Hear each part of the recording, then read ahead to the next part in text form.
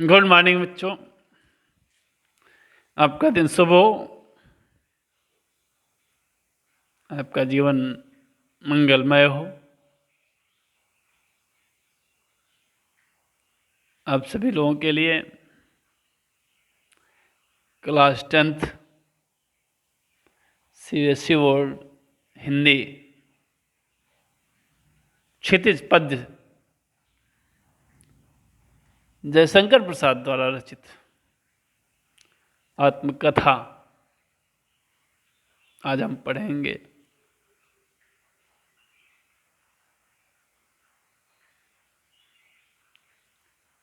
पहले हम उस महान धरोहर साहित्यकार का जीवन परिचय जान लें कि उनका हमारे समाज और हमारे साहित्य, हमारे भारत देश के लिए क्या योगदान रहा है। जयशंकर प्रसाद छायावाद के एक प्रमुख कवि हैं। छायावादी कवि ने माना जाता है। जयशंकर प्रसाद की गिनती हिंदी के श्रेष्ठ कवियों में की जाती है।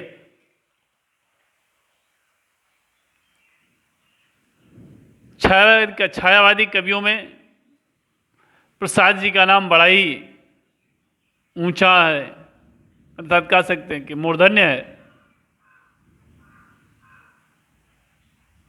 उनके काव्य में छायावादी युग की सभी प्रवृत्तियों का बड़ा सफल अंकन देखने को मिलता है।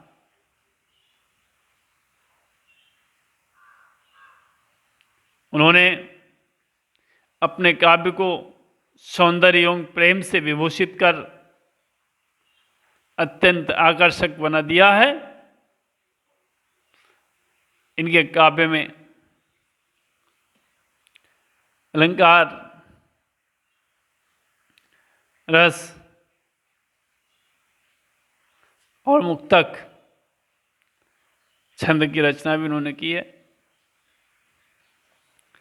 इस प्रकार से कवि और जयशंकर प्रसाद का जन्म वाराणसी में सन 1989 में एक प्रतिष्ठित परिवार में हुआ था। प्रतिष्ठित परिवार में काशी के प्रसिद्ध क्वींस कॉलेज में पढ़ने गए। इनके गांव का नाम सुगनी साहू है। परंतु परिस्थितियां अनुकूल ना होने के कारण 8वीं से आगे नहीं पढ़ सके। बाद में उन्होंने घर में ही संस्कृत, हिंदी, फारसी का अध्ययन कर डाला, स्वाध्ययन। और जयशंकर प्रसाद का निधन 1937 में हुआ। बड़े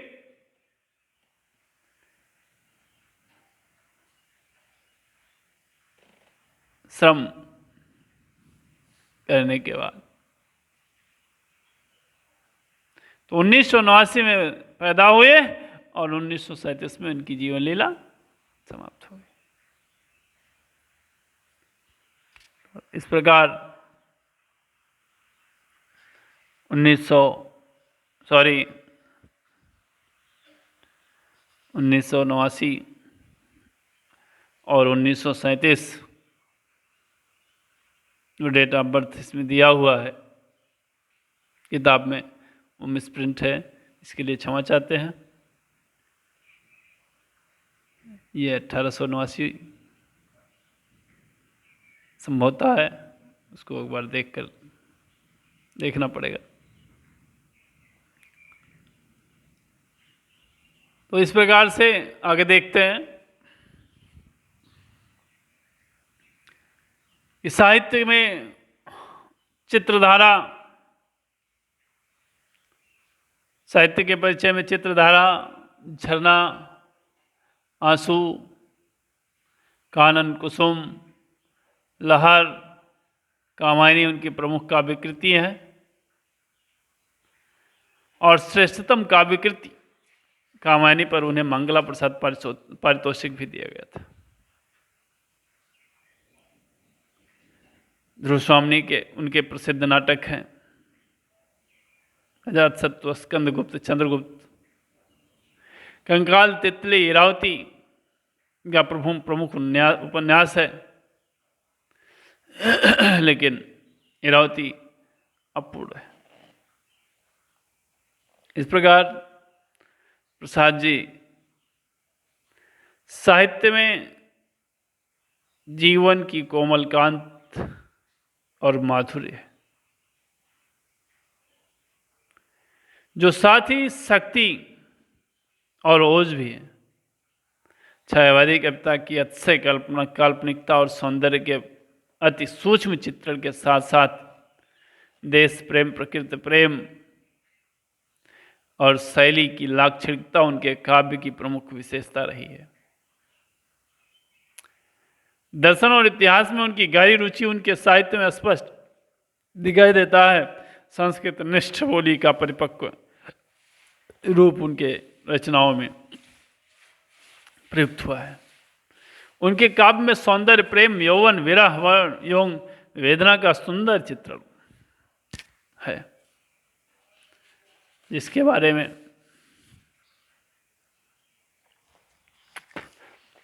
हम पढ़ेंगे।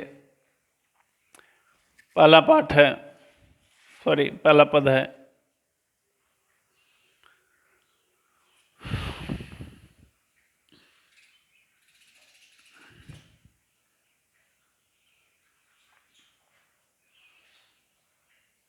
मधुप गुनगुना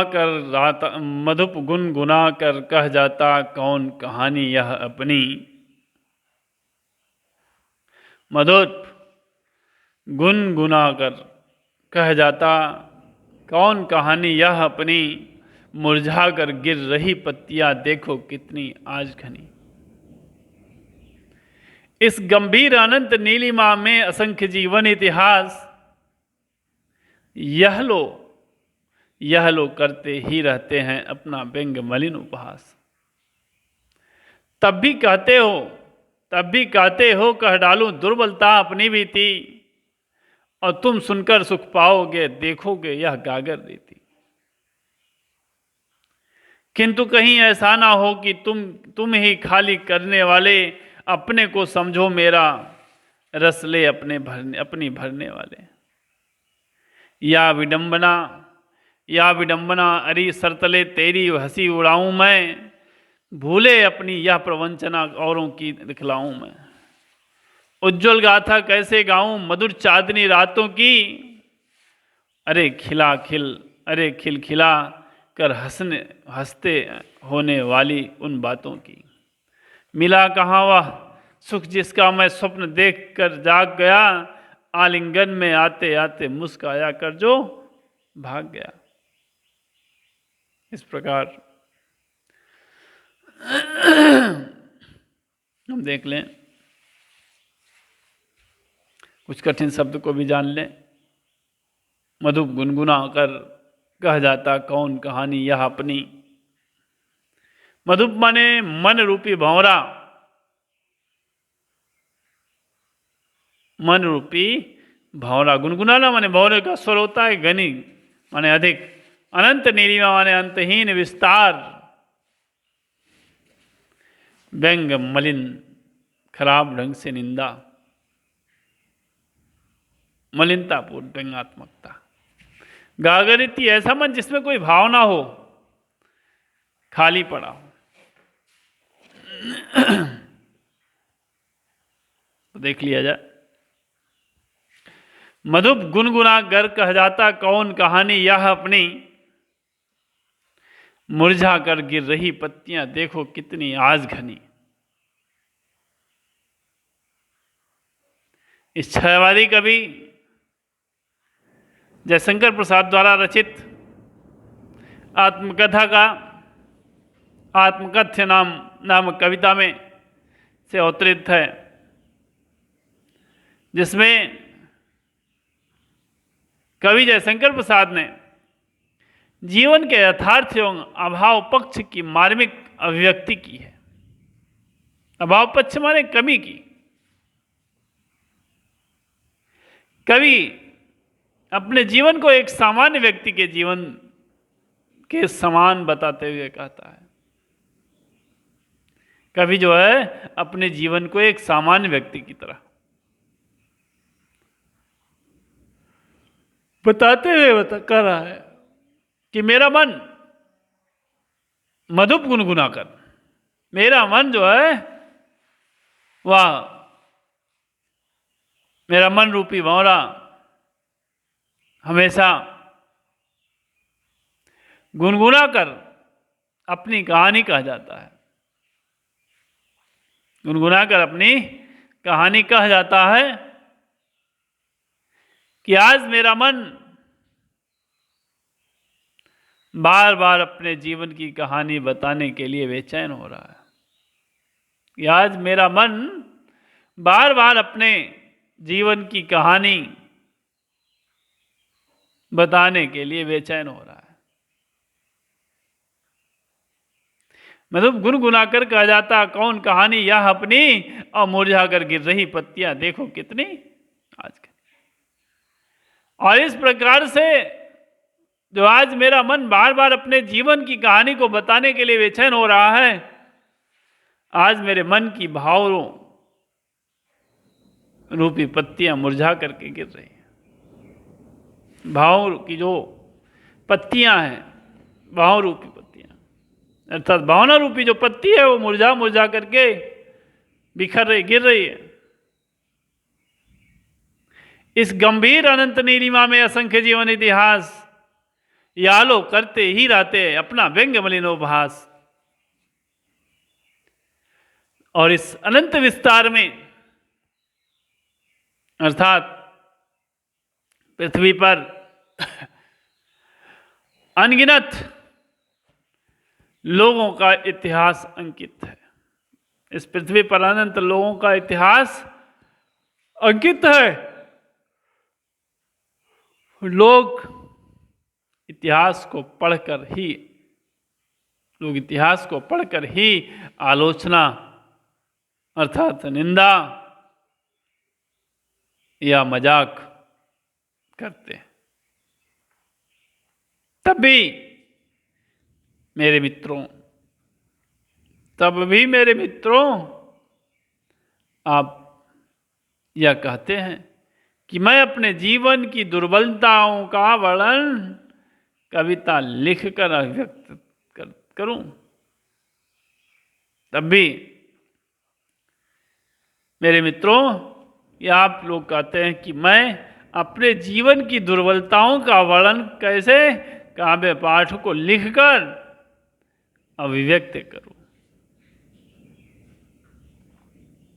या तो करते ही रहते हैं अपना व्यंग मलिन उपहास, और तब भी कहते हो कर डालो दुर्बलता अपनी बीती। तुम सुनकर सुख पाओगे देखोगे यह गागर रीति। इसलिए कह रहा है कि क्या तुम मेरे जीवन की कहानी सुनकर, क्या तुम मेरे जीवन की कहानी सुनकर तुम्हें सुख मिलेगा? क्या तुम्हें मेरे जीवन की कहानी जीवन रूपी यात्रा की कहानी सुनकर सुख मिलेगा? अगर मैंने अपने जीवन की दास्तान को तुम्हारे सामने, अपने जीवन की दास्तान को तुम्हारे समक्ष बयान किया, तो तुम मेरे जीवन रूपी गागर को खाली पाओगे, तो तुम मेरे जीवन रूपी गागर को रिक्त पाओगे, खाली पाओगे। इसलिए मेरे जीवन में ऐसा कुछ भी नहीं है, मेरे जीवन में ऐसा कुछ भी नहीं है जो कि विशेष हो। जो कुछ है सब सामान्य साधारण है। इसलिए सामान्य मनुष्य की तरह ही मेरा जीवन भी दुर्बलताओं से भरा हुआ है। मेरा जीवन भी दुर्बलताओं से ओतप्रोत है, भरा हुआ है।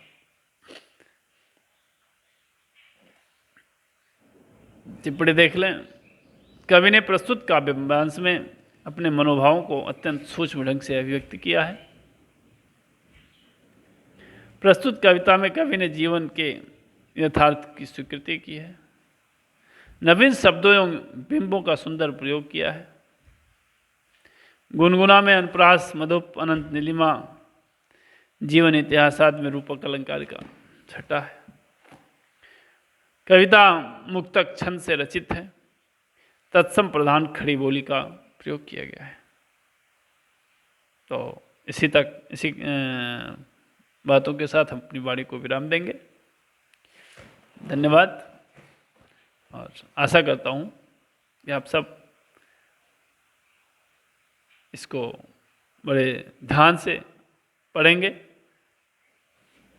तो ठीक है, फिर थैंक यू सो मच।